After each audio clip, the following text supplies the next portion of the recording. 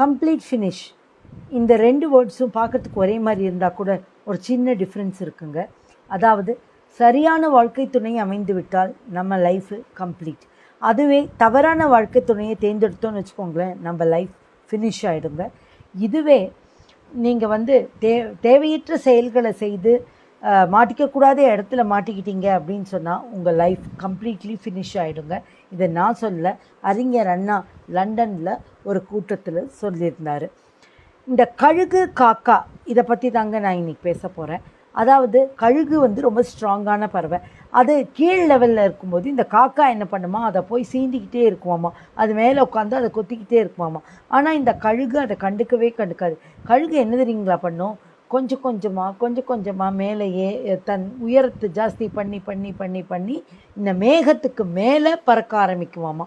அப்போது இந்த காக்காவால் அந்த ஹைட்டில் சர்வை பண்ண முடியாதுங்க, அது ஆட்டோமேட்டிக்காக கீழே வந்துடும். ஆனால் இந்த கழுகு தன்னுடைய உயரத்தை உயர்த்தி உயர்த்தி உயர்த்தி ஒரு அகண்ட பறந்த வெளியில் பறந்து போயிடுங்களாமா.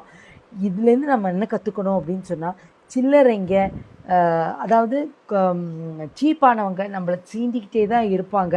ஆனால் அதையெல்லாம் நம்ம இக்னோர் பண்ணி நம்ம வழியை பார்த்துட்டு நம்ம நேர்வழி பாதையில் முன்னேறி போயிட்டே இருக்கணுங்க. நன்றி, வணக்கம்.